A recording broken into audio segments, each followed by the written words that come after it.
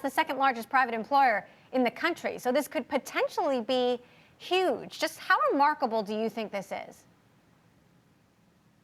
Well, it's certainly historic, as you said. Amazon's been fighting union attempts in the U.S. Probably since the late 90s, when it first started in a customer service call center outside Seattle. And if you remember, Amazon closed that facility and just moved the work elsewhere. So it's fought these efforts bitterly. In Europe, there have been unions, there have been work stoppages. Amazon typically kind of routes around it. And so I think, look, it's historic, it's unusual for Amazon, but it's just the beginning. I mean, this is one facility. Amazon, as we reported today, is going to contest it probably in court. But then the real work begins, bargaining. And will Amazon even sit down with this new and very untested union?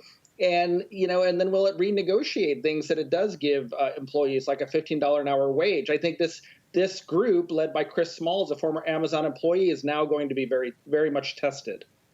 Chris Smalls has been a huge character in this whole story. I want to read Amazon's statement here. Amazon saying, we're disappointed with the outcome of the election in Staten Island because we believe having a direct relationship with the company is best for employees. We're evaluating our options, including filing objections based on the inappropriate and undue influence by the NLRB that we and others witnessed in this election. Lynn, it sounds like Amazon is intending to make the argument that basically President Biden's pick to run the labor board swung this in an activist direction. Does that argument hold water? I don't know about the legal implications there, but historically, when we look at organizations and unionization attempts, the power imbalance is in favor of organizations. So I would be surprised if that held a lot of water in court, but I wasn't on the ground. I didn't see what happened specifically in that distribution center. So what is your outlook on just how this could ripple across the United States, across other Amazon warehouses, but at other companies where employees could look at this and say, maybe we should do this too? It could have enormous effects because Walmart and Amazon were the untouchable giants, and now they're not so untouchable. It's still an uphill climb for other Amazon distribution centers and other organizations, but the momentum is there, and we've seen the momentum continue through the nation. I mean, we have movement at Starbucks, at REI, at Condé Nast, Alphabet workers. So it's there. And I don't see that this movement is going to go away soon. Now, Brad, at the same time, you're looking at a similar vote in Alabama. This is a do-over vote because controversy around the first vote. That one going at this point in the other direction. It's too close to call. It'll likely be challenged. But so far in Alabama, it's looking like the union is not coming out on top. Why are we seeing different outcomes here? Well, I mean, I think, looking at Staten Island and New York City is probably pretty important. I mean, this is, I think, the second most unionized state after Hawaii in the country. New York City's even higher, Staten Island probably even higher, just in terms of union membership. You had a group here with Chris Smalls and his colleagues that employed the kind of community activist playbook in terms of using social media and getting arrested, a very innovative playbook, and also speaking as former Amazon employees. So I think that had something to do with it. I think Lynn's right. There are some important kind of symbolic victories here for a labor movement, an organized labor movement that's probably been losing ground over the past few decades, just in terms of the sheer number of union members. But I still think it's too soon to say that the tide is really turning.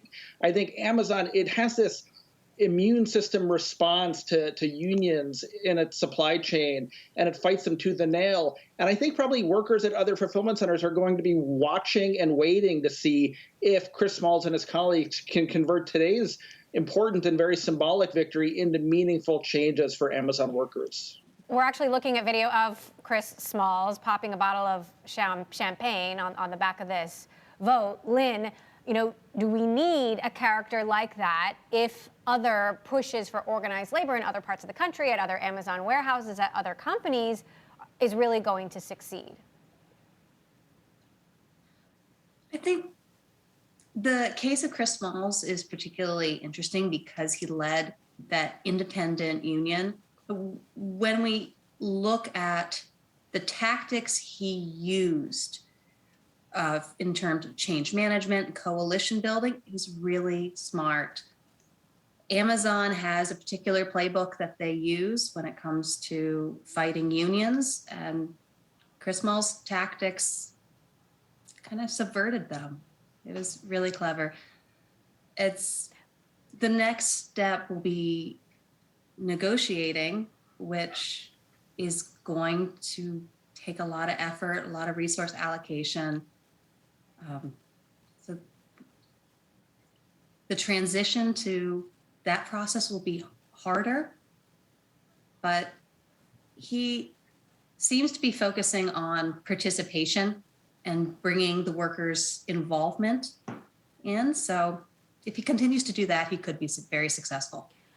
Brad, what kind of roadblocks do you think Amazon will throw up next, here and elsewhere? Boy, we probably can't even conceive of what they'll resort to. If you look back across the arc of Amazon history, they've shut down facilities. They've walked away from facilities that have even attempted to organize. I don't think in 2022, under Andy Jassy, Amazon can or will do that.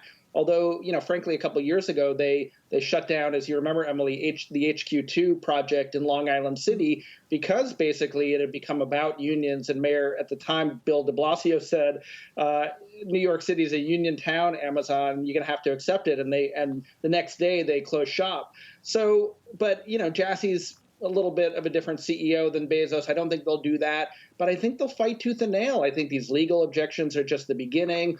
I think bargaining tooth and nail for everything with Chris Smalls and his colleagues. We can certainly anticipate that. And maybe they don't reach a contract, and maybe there's a strike, and maybe Amazon resorts to replacement labor. And we have a big battle with the world watching. I really don't think they're going to allow Smalls and his union to kind of set an example, because they do view it as a little bit of an existential challenge for the company and the relationship they have with their million-plus workers. Lynn, I see you nodding your head in agreement with what Brad is saying here. What do you think comes next from Amazon? I think they are going to fight tooth and nail, just like was said. Though the location offers some challenges and benefits. I mean, it's in a pro-labor town, in a pro-labor state. And they have a lot invested in that area. They have multiple distribution centers. It'd be hard to shut those down easily. That being said, they are in a large urban area with a greater labor supply possibility. So they have some things going for them and against them. It'll be interesting to see what they choose to do.